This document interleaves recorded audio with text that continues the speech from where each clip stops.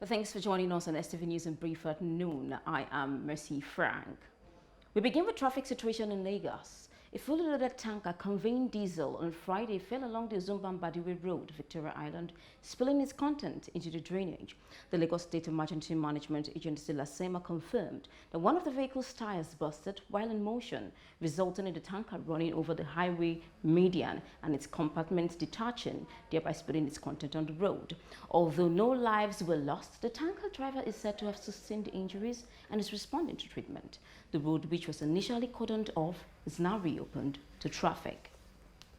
Over now to the story grabbing the headlines. The Attorney General of Federation and Minister of Justice, Abubakar Malami, on Friday took over the prosecution of the case against the revolutionary protest convener Omoleye Sowore from the Department of State Service, DSS.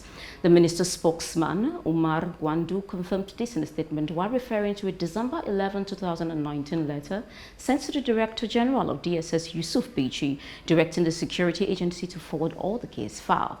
Sowore, who was the presidential candidate of African Action Congress, AAC, in the last general election, and his co-defendant, Olawale Bakare, are answering to a 7-count treasonable felony charge.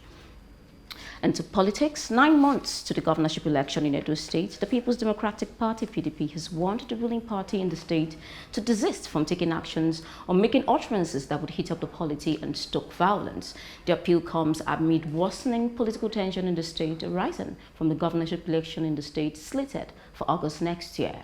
The opposition party spokesman Chris Nehikare appealed to the law enforcement agencies, especially the police, to be at alert in view of the tension building up following planned decamping of a PDP chieftain to the APC. Switching gears now, the transmission company of Nigeria, TCN, says it is collaborating with state governments on right-of-way to expand transmission networks. Managing Director of TCN, Usman Mohammed, said, quote, TCN, under the current management, devised a strategy for collaborating with these states for the expansion of transmission networks of 25 meters on both sides of the 330 kilovolt lines and 15 meters on both sides for 132 kilovolt lines. He warned Nigerians constructing buildings on the road to desist from the act, adding that they were exposing themselves to danger. A right-of-way is the right to make a way over a piece of land, usually to and from another piece of land. And outside Nigeria, Prime Minister Boris Johnson has said he will work night and day to repay the trust of voters after he led the Conservatives to an historic election victory. The PM, who said the victory was a mandate to take the UK out of the EU in January, told activists, quote, "We did it, and it was a new dawn for the new country."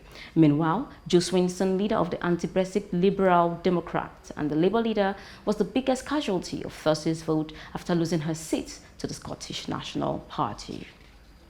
In entertainment news, Nigeria's representative to the Miss World pageant, Nyekachi Douglas, has won Miss World 2019 top model title and has secured herself a place in the top 40. The announcement was made during rehearsals ahead of the Saturday's finale, which will take place in London. Over 120 beautiful ladies from all over the world will be competing for the prestigious title. In sports news now, Nigeria once again proved its powerhouse status in Africa after the country made top 16 of the latest ranking released by the International Table Tennis Federation on Thursday. Nigeria beats Egypt, the 2019 Africa Games champion, to top spot in the male, but the case was reversed in the women, while China remains the best in the world for men. Meanwhile, Malong and Liu Xinwen, 2019 men and women's world champions, have been crowned male and female table tennis stars at the ITTF Star Wars held in Zhengzhou, China. On our News at Noon Bulletin of December 4, 2019, we broadcast a news item with the inscription, Ponzi Scheme Fraud, Siblings Back Geotherm Over 4 billion Naira Scam, and erroneously broadcast alongside pictures of Mr. Nnamdi Madu and Mr. Darlington Ife-Kachinwali. We hereby retract the said pictures and apologize to Mr. Nnamdi Madu and Mr. Darlington Ife-Kachinwali, whose pictures appeared in the broadcast, for any embarrassment occasioned by the broadcast. And that's it on the News on Brief at Noon. We will be back again at 4 to join us then. Thanks for watching. I am Mercy Frank. Good afternoon.